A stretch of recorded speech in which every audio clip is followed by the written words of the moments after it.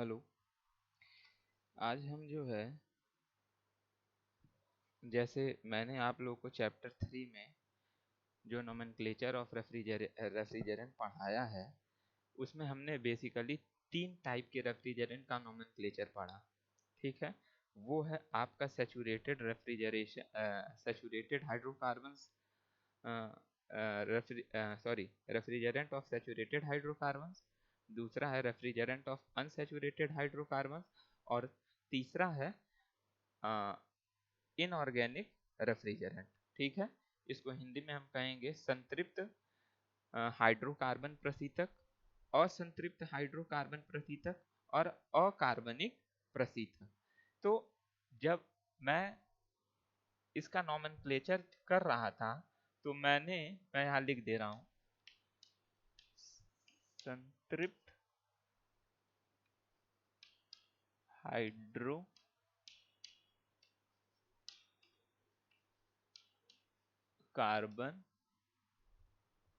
दिख रहा है? हाँ, संतृप्त हाइड्रोकार्बन प्रशीतक।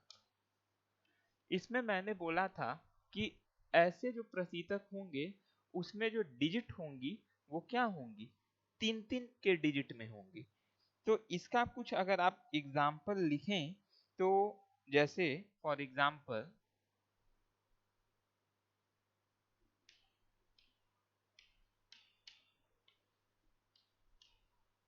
ये जितने भी हैं R013, ठीक है, ऐसे ही R113, R134, R134A, ये दोनों जो रेफ्रिजरेंट है ये बहुत इंपॉर्टेंट है। प्रेजेंट टाइम में R134 और R134A का यूज हो रहा है इंडस्ट्री में अपनी। ठीक है, तो याद रखिएगा, ये बड़ा इंपॉर्टेंट है। इसी तरीके से और भी बहुत सारे रेफ्रिजरेंट हैं। ठीक है, तो ये हमारे क्या कहलाते हैं, ये सब हमारे क्या हैं, संतृप्त हाइड्रोकार्बन प्रशीतक के एग्जाम्पल। और भी है, बहुत सारे हैं इसी तरह। तो इनमें आप देख रहे हैं जिनमें 3 डिजिट है वो सब क्या है, सब संतृप्त हाइड्रोकार्बन के एग्जाम्पल है। उम्मीद है ये इतना क्लियर हो गया होगा सबको। अगर एग्जाम्पल लिखने के लिए आएगा तो आप लोग लिख सकते हैं। फिर उसी तरीके से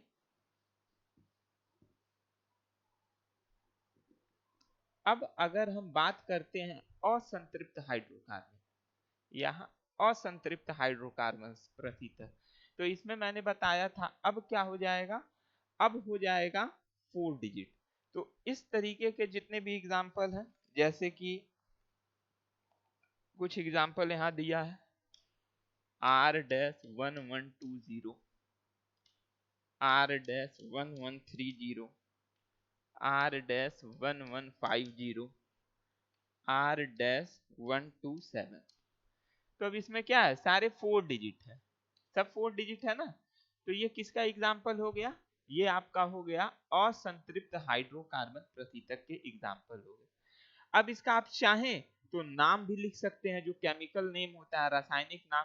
तो इसका कन्वर्जन मैंने बताया ही है, कैसे कन्वर्जन करते हैं, आप कन्वर्ज करके केमिकल नेम लिख सकते हैं। जैसे फॉर एग्जाम्पल के लिए मैं 1-2 नाम लिख दे रहा हूं आपका, इसको हम कहते हैं,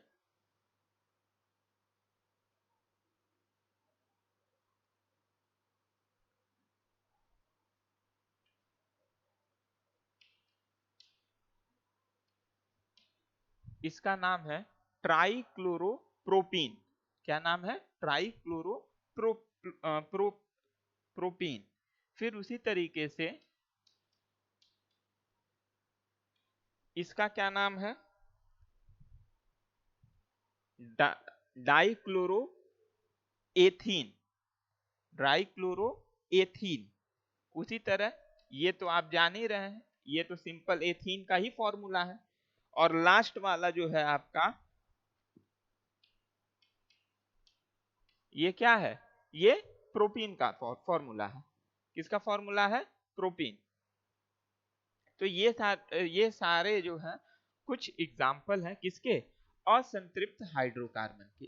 ये बस मैं इस वजह से अलग से बता दे रहा हूँ छोटे से इस सेशन में कि आपको अगर एग्जाम्पल लिखने का आ रहा है, ठीक है, नोमेनक्लेचर नहीं आया, लेकिन ऐसे तो आ सकता है कि असंतृप्त हाइड्रोकार्बन प्रतितक के बारे में बताइए, उदाहरण सहित बताइए।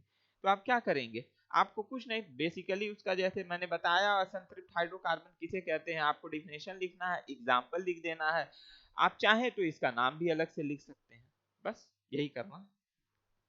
क्लियर? अब इन दोनों के बाद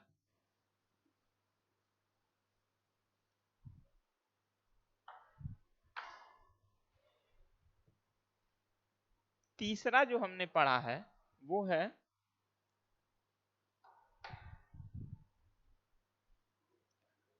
अकार्बनिक।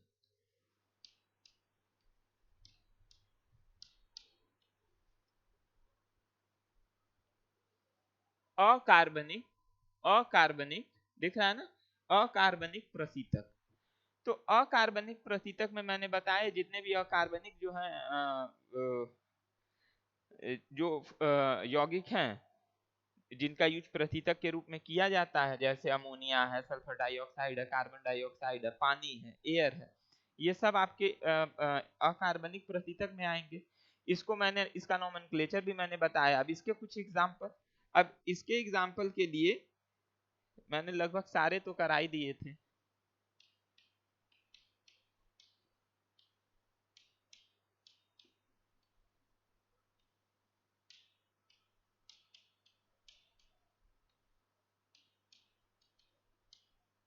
और भी एग्जाम्पल ईटीसी करके लिख लीजिए, ठीक है।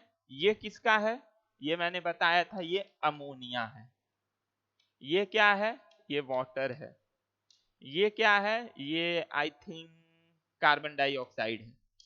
और ये क्या है, सल्फर डाइऑक्साइड है। ठीक है, क्लियर? तो इस तरीके से हमने कुछ एग्जाम्पल इन तीनों के एक याद करने के लिए टेबल के रूप में, हालांकि इसका पीडीएफ मैंने आपको सेंड कर दिया है, मतलब ये होता है। क्लियर?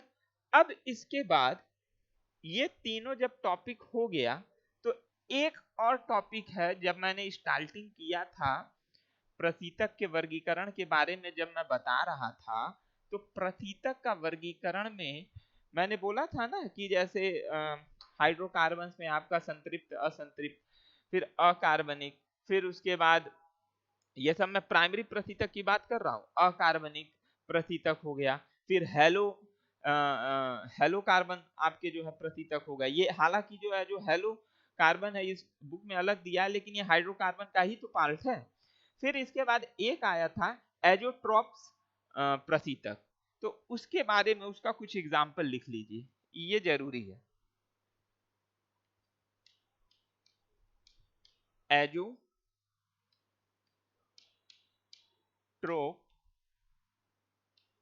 प्रशीतक, इसका नोमेनक्लेचर इस वजह से नहीं कराया क्योंकि ये आपके सिलेबस में है नहीं, और बेसिकली सिलेबस में क्या, बीटेक में भी जो है बेसिकली इन्हीं तीनों का जो मैंने कराया है, सैचुरेटेड हाइड्रोकार्बन, अनसैचुरेटेड हाइड्रोकार्बन और इनऑर्गेनिक प्रशीतक जो रेफ्रिजरेंट है, इन्हीं का बताया जाता है। तो वही है भी, उतना मैंने बता दिया, बीटेक लेवल तक बता दिया है। एजियोट्रोप्स आपके सिलेबस में नहीं है इसका नोमेनक्लेचर, इसका बस आप एग्जांपल जान लीजिए। और ये होता क्या है, बेसिकली ये क्या होता है, एजियोट्रोप्स आपके जो प्रशीतक होते हैं, ये बहुत सारे पदार्थों, बहुत सारे तत्वों के मिक्सचर से बनाए जाते हैं। ऐसे प्रशीतक, ऐसे रेफ्रिजरेंट बहुत सारे तत्वों, बहुत सारे तत्वों को आपस में मिक्स करके, उसका मिश्रण करके एजियोट्रोप्स प्रशीतक तैयार किए जाते हैं। ठीक, क्लियर है ना? दूसरा पॉइंट क्या है, ये तो पहला तो मिश्रण हो गया। दूसरा पॉइंट जो है वो ये है कि इन पदार्थों को, अब जैसे चूंकि ये जैसे मिश्रण है, एजियोट्रोप प्रशीतक क्या एक तरह का मिश्रण है, बहुत सारे तत्वों को मिला करके हमने तैयार किया है। तो ठीक है, ये एक मिश्रण हो गया।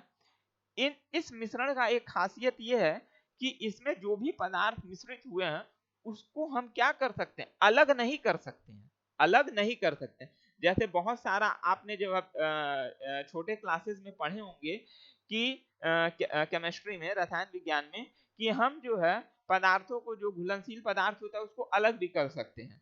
बहुत सारे विधि हैं, जैसे भंजक आसवन विधि, फिल्ट्रेशन विधि और बहुत सारे, है ना। तो इसको हम जो है आसानी से जो है हम अलग नहीं कर सकते हैं। दूसरा एक इंपॉर्टेंट पॉइंट क्या है, दूसरा इंपॉर्टेंट पॉइंट ये है कि आपका,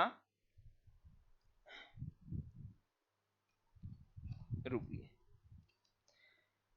दूसरा इंपॉर्टेंट पॉइंट ये है कि ऐसे जो प्रशीतक होते हैं इनमें एक उष्मागतिकीय गुण होता है, जो भी उष्मागतिकीय गुण होता है, ठीक है, वो आसानी से अपने उष्मागतिकीय गुण को भी नहीं छोड़ते हैं, वो आसानी से अपने उष्मागतिकीय गुण को नहीं छोड़ते हैं। तो ये 3 पॉइंट बड़ा इंपॉर्टेंट है। पहला क्या, ये क्या है, ये मिश्रण है, ये मिश्रण है, ये पहला तो ये मिश्रण है। दूसरा पॉइंट क्या है, इसको आसानी से अलग अलग नहीं कर सकते, नहीं कर सकते,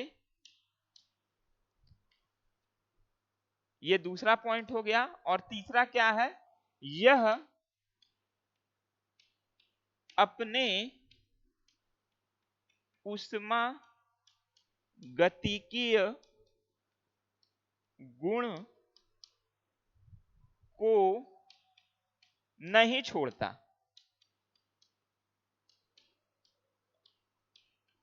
ठीक है, यह अपने उष्मागतिकीय गुण को आसानी से नहीं छोड़ता है। क्लियर। तो एजियोट्रोप्स के बारे में, ठीक है, यह जो है एजियोट्रोप के बारे में यही। अगर डिफिनेशन आ गया आपका एजियोट्रोप प्रशीतक के बारे में तो सिंपल ये लिखिएगा, ये बहुत सारे तत्वों से मिलकर के बना है, ये एक प्रकार का मिश्रण है। ठीक। दूसरा, इस मिश्रण में जो है, इस मिश्रण को हम आसानी से जो है, इसमें जो पदार्थ मिले होते हैं उसको अलग नहीं किया जा सकता। एजियोट्रोप प्रशीतक का अपना एक उष्मागतिकीय, अपने बहुत सारे उष्मागतिकीय गुण होते हैं जिनको वो आसानी से जो है नहीं छोड़ता, या आप आसानी से नहीं छोड़ता, आप ऐसे लीजिए जिनको वो नहीं छोड़ता किसी भी कंडीशन में, किसी भी ताप, अब चूंकि उष्मागतिकी की बात आ जाए तो ताप, दाब, यही सब होता है। तो किसी भी परिस्थिति में, किसी भी ताप एवं दाब के किसी भी अगर हम कंडीशन को फॉलो करें तो ये अपने उष्मागतिकीय गुण को नहीं छोड़ेगा। क्लियर। तो ये एक छोटा सा डिफिनेशन हो गया जिसको मैंने 3 पार्ट में करके बताया। अगर आपको आ रहा है तो सिंपल लिखिएगा कि एजियोट्रोप प्रशीतक एक प्रकार का मिश्रण है जो बहुत सारे तत्वों से मिलकर के बना हुआ है। यह, इन तत्वों को हम, इस मिश्रण में जो भी तत्व मिले होते हैं वो आसानी से अलग नहीं किए जा सकते। एजियोट्रोप प्रशीतक का जो उष्मागतिकीय गुण होते हैं, एजियोट्रोप प्रशीतक में जो उष्मागतिकीय थर्मोडायनेमिक्स प्रॉपर्टी होती है, वो किसी भी कंडीशन में ये अपने उष्मागतिकीय गुण को नहीं छोड़ता। ठीक, ये कंप्लीट हो गया डेफिनेशन। अब इसका कुछ उदाहरण ले लीजिए। तो इसका उदाहरण, जैसे कि हमने अभी अकार्बनिक रसायन पढ़ा, अकार्बनिक प्रशीतक पढ़ा, तो अकार्बनिक प्रशीतक में मैंने अपने क्लास में बताया था कि जो अकार्बनिक प्रशीतक होता है वो हमेशा, उसमें जो नंबरिंग होती है वो 700 समथिंग से स्टार्ट होती है अकार्बनिक प्रशीतक में। एजियोट्रोप प्रशीतक में ये आपका 500 से स्टार्ट होगा, ये दिमाग में रखिएगा। ठीक है। और इसका जो एग्जाम्पल है, जैसे आर 500, आर 502, आर 503, आर 504, ये सब क्या है, कुछ आपके इसके उदाहरण। क्लियर। तो बस ये बेसिकली मेरा ये वीडियो बनाने का यही था कि आपको जो है अलग अलग कुछ उदाहरण दे दिए जाएं जितने भी प्राथमिक एजियोट्रोप्स हैं, कि अगर इस तरह के छोटे डिफिनेशन आते हैं तो आप जो है इन उदाहरणों को लिख सकें।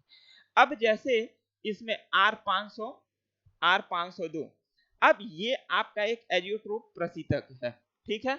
अब इसका नोमेनक्लेचर क्या हुआ, अब ये जो है बहुत सारे जो हैं उनसे मिलकर के बने हुए हैं, मतलब अलग अलग पदार्थों से मिलकर के बने हुए हैं। ठीक है।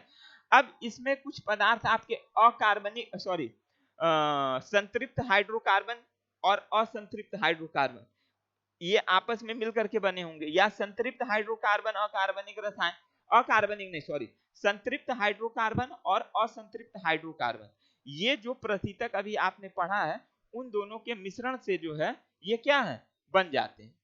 अब उन दोनों के मिश्रण से, जैसे एक एग्जांपल अगर मैं ये ले रहा हूं 500, तो 500 में आपका जो है 73% जो है 73% जो है R12 मिला हुआ है, और बाकी करीब 27% जो है R152 ये मिला हुआ है। क्लियर? उसी तरीके से इसमें भी आपके जो है कुछ संतृप्त और असंतृप्त हाइड्रोकार्बन का मिक्सचर होगा इसी तरीके से। तो ये सब उतना इंपॉर्टेंट नहीं है, हटा दीजिए। बस मैं इसको इस वजह से बता रहा हूं कि आप जो है बस उदाहरण के पॉइंट ऑफ व्यू से, क्योंकि ये सब चीज अभी आपके सिलेबस में है ही नहीं, तो बस इतना जान लीजिए कि इसको कैसे लिखते हैं, उदाहरण आप लिख लीजिएगा। क्लियर? चलिए फिर आज के लिए इतना ही, थैंक यू।